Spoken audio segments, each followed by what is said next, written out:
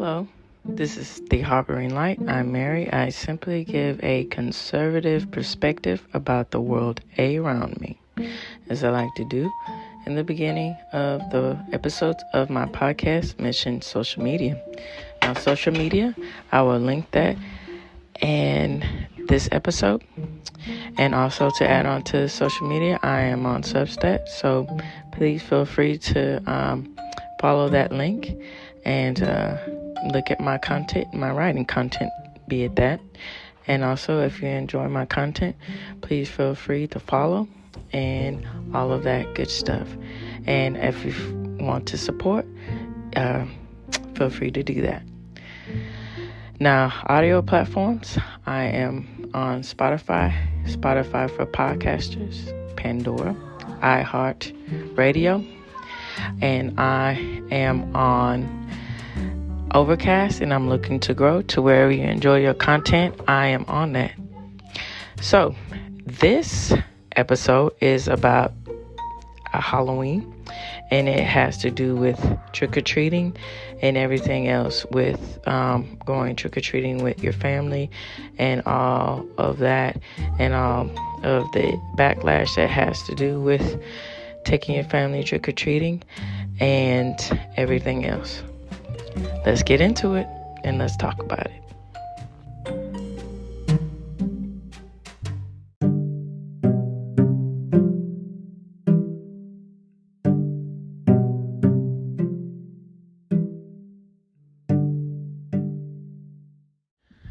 Okay, so it's getting closer and nearer to Halloween. And, the whole thing with the kiddos, with kids, trick-or-treating and Halloween costumes and all that. Now, I know when I was a kid and, other generations, but let's focus on when I was a kid in the 90s and so, it was a whole thing where it was popular to take your child to the mall or, around the neighborhood to trick-or-treat, but it started to fall more and more out of population due to unfortunate and just terrible things. People lacing candy with things and, doing all sorts of unspeakable or horrible things to prevent the innocence and the fun activities for children. And I think that's more along the lines of what's going on today. I think it is still a presence, to trick or treat, but people are more and more cautious because of knowing the awareness of unsettling things like that. But I think if you keep in mind that, know your neighbors, and that's a huge part of it, being a part of a community, to connect with your neighbors and understand your neighbors and to, rally together and do things for children that can help. And I think, parents, families, extended families, however you have your family, I think it can also help, to have parties for the children at your home and, invite their friends or something along the lines of that. Because I think this can be another way to form bonds and connections and a communal aspect about celebrations and about things in general. And I think that's important in these ever-changing times because, if you have that sense of awareness in that nature, it can help you move along this uncertain path and of life and to look at things in a different perspective.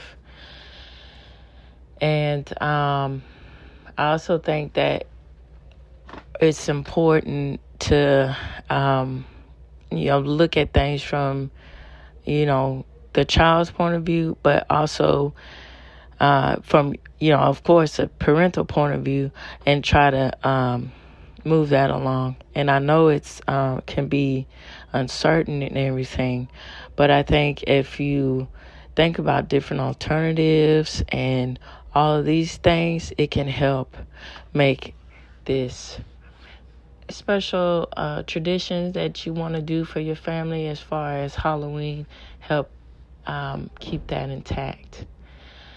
And that is definitely something to think about.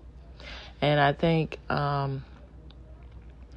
it's, going back to the 90s, you could see so many things and so many things in media where it was good to know and good to understand that people in the media were trying to do things to give children the perspective and give them the awareness about Halloween and do fun things for them, and as a way of another alternative for parents who were worried to help and support their children with their interest in Halloween. And you could see that in sitcoms, Family Matters and Full House, I believe, sometimes. And more importantly, the Roseanne episodes, and give a great call out to Jeremy from The Quartering when he had Roseanne on his show. Roseanne, and great shout out to her. And I think it's very prolific of her, and I have so much respect for her because she took the time and she understood about, and she was aware enough to know that children they were plagued with these things, with lacing stuff with candy and everything.